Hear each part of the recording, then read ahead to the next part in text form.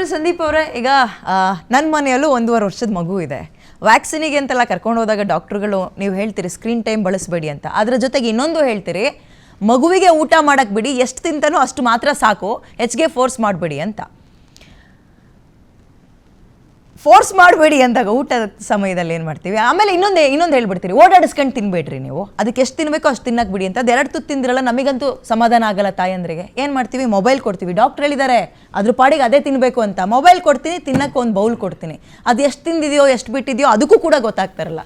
ಏನು ಮಾಡಬೇಕು ಡಾಕ್ಟ್ರೆ? ನೀವು ಕೊಡ್ತಾ ಇರೋ ಸೊಲ್ಯೂಷನ್ನು ನಮಗೆ ಕನ್ಫ್ಯೂಷನ್ ಕ್ರಿಯೇಟ್ ಮಾಡ್ತಾ ಇದೆ. ನೋಡಿ, ಮೊದಲು ತಾಯಂದಿರಿಗೆ ಸಮಾಧಾನ ಇಲ್ಲ, ಮಗು ಜಾಸ್ತಿ ತಿನ್ನಬೇಕು ಅನ್ನೋದು ಮೊದಲು ಯಾವ ತಾಯಂದಿರಿಗೂ ಮಗು ಎಷ್ಟು ತಿಂದ್ರೂ ಸಮಾಧಾನ ಇರೋದಿಲ್ಲ. ಮೊದಲನೇ ಮಾತು. ಮಗುಗೆ ಶುರು ಮಾಡೋದು, ನನ್ನ ಹತ್ರ ಯಾರಾದರೂ ಬಂದಿಗೆ ನನ್ನ ಮಗು ಜಾಸ್ತಿ ಮೊಬೈಲ್ ನೋಡ್ತಾ ಇದೆ, ಏನು ಮಾಡಬೇಕು ಅಂತ ಹೇಳಿದ್ರೆ ನಾನು ಮೊದಲು ಒಂದು ಕಥೆಯಿಂದನೇ ಶುರು ಮಾಡೋದು. ರಾಮಕೃಷ್ಣ ಪರಮಹಂಸ ಅವ್ರದ್ದು. ಅವ್ರ ಹತ್ರ ಒಬ್ಬ ತಂದೆ ತಾಯಿ ಒಂದು ಮಗುನ ಕರ್ಕೊಂಡು ಹೋಗಿ ಹೇಳಿದ್ರಂತೆ, ನನ್ನ ಮಗು ಭಾಳ ಸಕ್ಕರೆ ತಿನ್ನುತ್ತೆ, ಸಿಹಿ ಅಂದರೆ ತುಂಬ ಇಷ್ಟ, ಬಿಡಿಸೋದಕ್ಕೆ ಆಗ್ತಾಯಿಲ್ಲ ಅಂತ. ಪರಮಹಂಸರು ಇಷ್ಟೇ ಹೇಳಿದ್ರಂತೆ, ನೀವು 1 ವಾರ ಬಿಟ್ಟು ಬನ್ನಿ, ಆವಾಗ ನಿಮಗೆ ಉತ್ತರ ಕೊಡ್ತೀನಿ ಅಂತ. 1 ವಾರ ಬಿಟ್ಟು ಬಂದಮೇಲೆ ಆ ಮಗುಗೆ ಹೇಳಿದ್ರಂತೆ, ಮಗು ಸಕ್ಕರೆ ತಿನ್ನಬೇಡ ನೀನು ಅಂತ. ಆಮೇಲೆ ಪೋಷಕರು ಅವ್ರು ಹೋದಾಗ ಇದನ್ನು ಅವತ್ತೇ ಹೇಳ್ಬೋದಿತ್ತಲ್ಲ, ಒಂದು ಪದ ಹೇಳೋದಕ್ಕೆ 1 ವಾರ ಬಿಟ್ಟು ಯಾಕೆ ಬಂದ್ರಿ, ಕರೆಸಿದ್ರಿ ಅಂತ. ಆವಾಗ ಪರಮಹಂಸ ಇಷ್ಟೇ ಹೇಳಿದ್ರಂತೆ, ಮೊದಲು ನಾನು ತಿನ್ನೋದು ಬಿಟ್ಟು ಆನಂತರನೇ ನಾನು ಮಗುಗೆ ಹೇಳಿದ್ದು. ಈಗ ತೊಂದರೆ ಬಂದಿರೋದೇನಂತಂದರೆ, ನಾವು ಪೋಷಕರಾಗಿ ನಾವು ಯಾವ ರೀತಿ ಇರ್ತೀವಿ ಅದನ್ನು ಮಗು ನೋಡಿ ಅನುಕರಿಸುತ್ತೆ. ಅದು ನಾವು ಅವ್ರ ಎದುರುಗಡೆ ಮೊಬೈಲ್ ಉಪಯೋಗಿಸ್ತಾ ಇದ್ದರೆ, ನಾವು ಅದನ್ನು ಆ ಮಗುಗೆ ನಮಗೂ ಫೋನ್ಗಳು ಬರ್ತಾ ಇರುತ್ತೆ, ನಾವು ನೋಡ್ತಾ ಇರ್ತೀವಿ. The addiction is not limited to children. It is ಅಂದರೆ ಪೋಷಕರಲ್ಲಿ ಇರೋದನ್ನೇ ಮಗು ಮೇಲೆ ಪ್ರಭಾವ ಬೀರ್ತಾ ಇದೆ. ಈ ರೀತಿ ಇದ್ದಾಗ ನಾನು ಮೊದಲು ಹೇಳೋದೇನು ಅಂತಂತಂದರೆ, ನೀವು ಮಗುಗೆ ಆ ಮಗು ಎದುರುಗಡೆ ನೀವು ಮೊಬೈಲ್ ನೋಡೋದನ್ನು ಬಿಡಿ. ಮೊದಲು ಅದು ನಿಮ್ಮನ್ನು ನೋಡಿ ಕಲ್ತಿರೋದ್ರಿಂದ ಈಗ ನೀವು ಯಾರಿಗೂ ಏನು we are not wired in the brain, ಹುಟ್ಟಿದ ತಕ್ಷಣವೇ ಮೊಬೈಲ್ ಇದೆ ಅನ್ನೋ ಗೊತ್ತಿರೋದಿಲ್ಲ. ಈಗ ಅದೇ ನೀವು ಬೇರೆ ಕಡೆ ಮೊಬೈಲ್ ನೆಟ್ವರ್ಕ್ ಇಲ್ದಲೇ ಇರೋಂಥ ಜಾಗಕ್ಕೆ ಹೋದರೆ ಬೇರೆ ರೀತಿಯಲ್ಲೂ ಮಕ್ಕಳನ್ನ ಅವರು ಊಟ ಮಾಡಿಸೋದಕ್ಕೆ ಅನುಕೂಲ ಮಾಡಿಕೊಡ್ತಾರೆ. ಸೊ ಹಾಗಿದ್ದಾಗ, ಆದರೆ ಮಗುಗೆ ಡಿಸ್ಟ್ರಾಕ್ಷನ್ ಬೇಕಾ ನೀವು ಕೇಳ್ತಾ ಇರೋದು. ಈಗ ಊಟ ಮಾಡಿಸ್ಬೇಕಾದ್ರೆ ಡಿಸ್ಟ್ರಾಕ್ಷನ್ ಬೇಕಾ ಮಗುಗೆ? ನಾವು ಬೇರೆ ಏನಾದರೂ ತೋರಿಸಿ ಏನಾದರೂ ಮಾಡಬೇಕಾ? ಒಂದು ಹಂತದಲ್ಲಿ ಅದು ತಪ್ಪು. ಆದರೆ ನೀವು ಮಗುಗೆ ನೀವು ಊಟ ಮಾಡಿಸೋ ಟೈಮಲ್ಲಿ ನೀವು ಮಗು ಜೊತೆ ಮಾತಾಡ್ಬೋದು. ನೀವೇ ಮೊಬೈಲಲ್ಲಿ ಇರೋದನ್ನೇ ನೀವೇ ಮಗುನಿಗೆ ಏನಾದರೂ ಮಾಡಿಕೊಂಡು ತಿನ್ನಿಸೋದು. ಅವ್ರು ಹೇಳೋ ಪ್ರಕಾರ, ಮೇಡಮ್ ಹೇಳಿದ ಪ್ರಕಾರ, ಅಜ್ಜಿ ತಾತ ಅವರೆಲ್ಲ ಇದ್ದಾಗ ಹೊರಗಡೆ ಸುತ್ತೋರಿಸ್ಕೊಂಡು ಚಂದಮಾಮ ತೋರಿಸ್ಕೊಂಡು ಮಾಡ್ತಾಯಿದ್ರು. ಆದರೆ ಈಗಿನ ಕಾಲದಲ್ಲಿ ಇಟ್ ಇಸ್ ನಾಟ್ ಪ್ರಾಕ್ಟಿಕಲ್. ನಾವು ಎಲ್ಲಿ ಹೊರಗಡೆ ಸುತ್ಕೊಂಡು ಹೋಗೋದಕ್ಕೆ ಆಗಲ್ಲ. ಅದಕ್ಕೆ ಏನು ಹೇಳೋದು ಅಂತಂದರೆ, ನೀವು ಮೊಬೈಲಲ್ಲಿ ಇರೋದನ್ನು ನೀವೇ ಮಗುಗೆ ಹೇಳಿ, ನೀವೇ ಆಟ ಆಡಿಸ್ಕೊಂಡು ಮಗುಗೆ ಊಟ ಮಾಡಿಸಿ. ಆದರೆ ಸ್ಕ್ರೀನ್ ಅಂತಲೇ ತೋರಿಸೋ ಅವಶ್ಯಕತೆ ಇಲ್ಲ. ಆದರೆ ನೀವು ಹೇಳಿದ ಪ್ರಕಾರ what is called as baby led weaning ಅಂತ, ಮಗು ತನಗೆ ತಾನೇ ತಿನ್ನಬೇಕು ಅಂತ. ಒಂದು ಏನಂದರೆ, ಯಾವುದೇ ಮಗು ಹಸ್ದಿದ್ರೆ ತಿನ್ನುತ್ತೆ.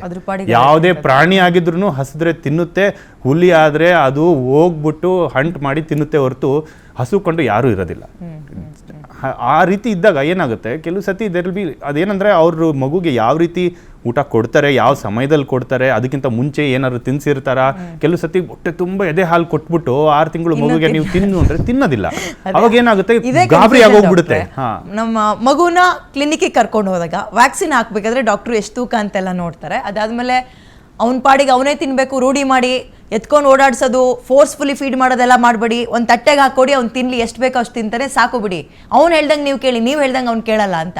ಅವ್ನು ಹೇಳ್ದಂಗೆ ನಂಗೆ ಕೇಳಕ್ಕೆ ತಟ್ಟೆಲಿ 2 ಅಗಲು ತಿಂದಿರಲ್ಲ, ಅದು ಸುಮ್ಮ ಕೂರುತ್ತೆ.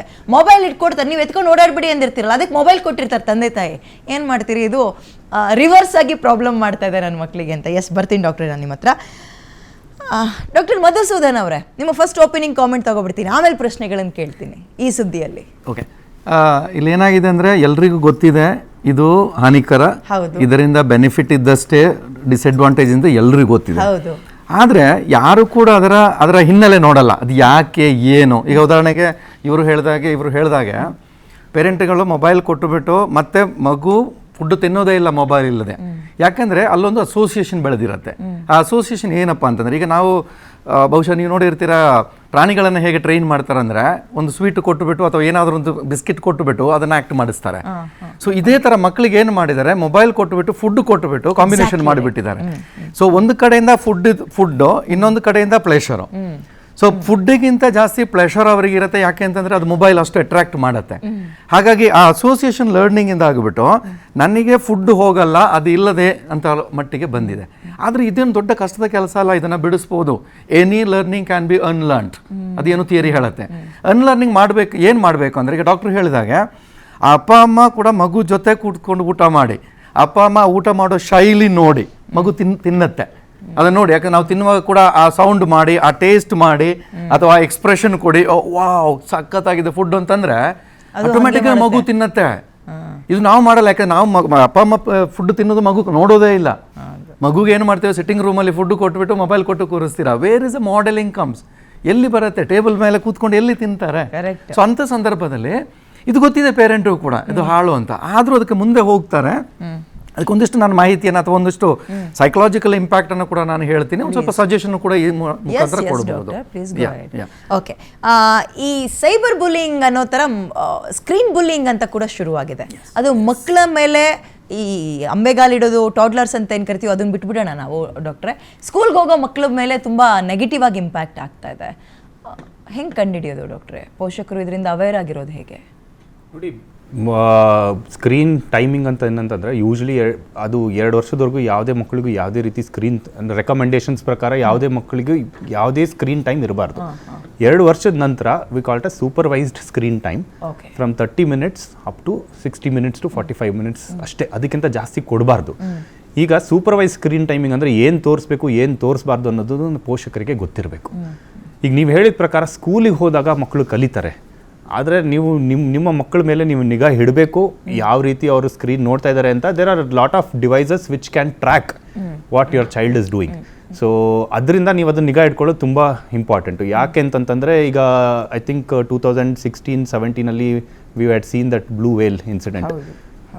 ಮೋಸ್ಟ್ ಆಫ್ ದ ಪೀಪಲ್ ಯಾರ್ಯಾರಿಗೆ ಅದ್ರ ತೊಂದರೆ ಕೊಟ್ಟಿತ್ತು, most of them are nuclear families. ನೀವು ಅಬ್ಸರ್ವ್ ಮಾಡಿದ್ರೆ both the parents are working, ಇಬ್ಬರೂ ಕೆಲಸಕ್ಕೆ ಹೋಗ್ತಾರೆ, ಮಗು ಮಾತ್ರ ಮನೇಲಿ ಇರ್ತಾ ಇತ್ತು. ಆ ಮಗುಗೆ ಸ್ಕ್ರೀನಿಂದ ಅದನ್ನು ನೋಡಿತ್ತು. There was no screening and there is no monitoring happening. ಅದಾದ ನಂತರನೇ ನಮ್ಮ ದೇಶದಲ್ಲಿ ತುಂಬ ಕಾನೂನುಗಳು ಬಂದು ಯಾವ ರೀತಿದು ರೆಸ್ಟ್ರಿಕ್ಷನ್ಸ್ ಹಾಕಬೇಕು, ಯಾವ ರೀತಿ ಆ್ಯಪ್ಸಲ್ಲಿ ರೆಸ್ಟ್ರಿಕ್ಷನ್ಸ್ ಹಾಕಬೇಕು ಏನು ಅಂತೇಳಿ. But parent can control what their child can watch.